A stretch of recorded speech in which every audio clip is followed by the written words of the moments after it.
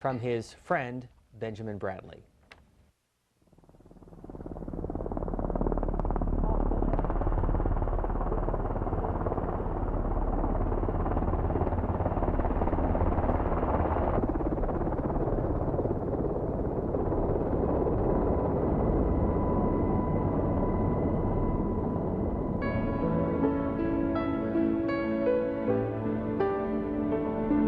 It was so hard for them, once they're president, to be surrounded by and watched by, and it's so hard to be natural. He never was off duty. That's the other thing, because there's always some guy. And there was playing golf. There was always, if you look at those pictures carefully, there's a guy with a bag of, but it isn't golf clubs. It's got radio transmitters, and they're ready to tackle some worldwide problem.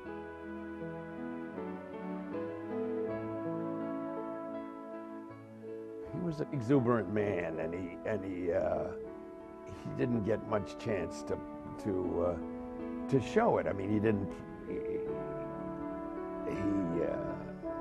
play with his kids as much as most fathers do, because he was president of the United States. He had certain other priorities, but I remember that day with all those kids on that on the golf cart, and he liked to drive the golf cart. I mean, he wouldn't let you drive it. He liked to drive it.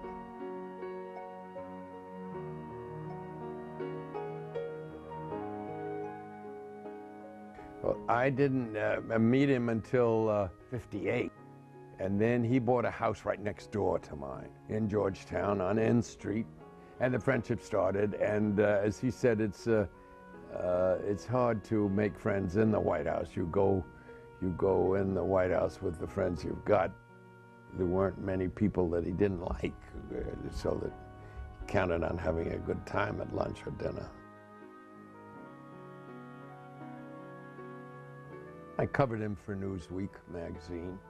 He was so comfortable with journalists. He liked journalists, and he was just easy to talk to. He was a good gossip, Kennedy. And he liked to, kid around.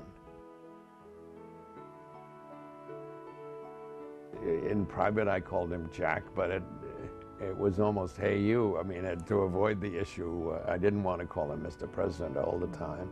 If there were other people around, I would always call him Mr. President.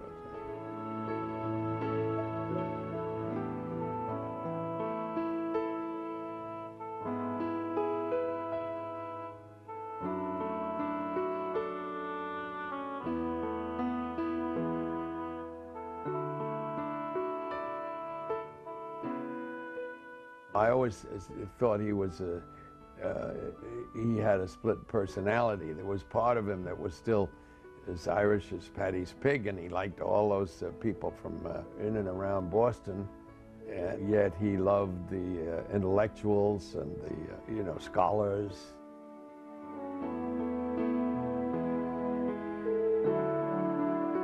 It was quite easy, except for the trappings around you, to forget that this was the President of the United States.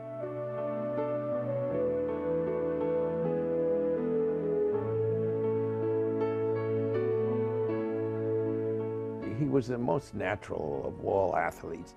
He was physically a wreck most of the time, but he had a great natural style. He had a wonderful golf swing. I remember the one time I hit a shot that was the longest drive I ever made, and we didn't spend any time looking for it because he couldn't, he was on to the next hole or on to the next problem. Jackie liked it to ride. I remember him riding on that at least once or twice, yeah. He had a kind of a fearless quality about it. It looked to me like he was about to fall off all the time. Well, there's one weekend there in Virginia, there at Toker. It was a lovely, sunny, cool October day, and it seemed a good time to have a Bloody Mary.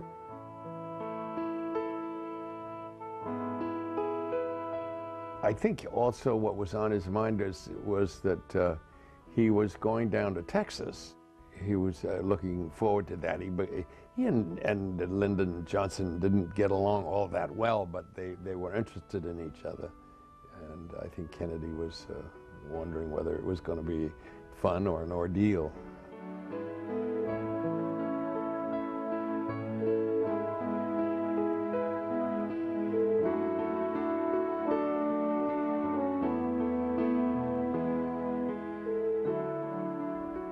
I think he was very comfortable in the White House. He liked being president, and it's such a tragedy that it was cut off. You know, 1,000 days, that wasn't much.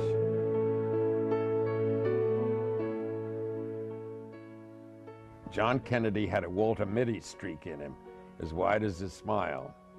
On the golf course when he was winning, he reminded himself most of Arnold Palmer in raw power, or Julius Boros in finesse.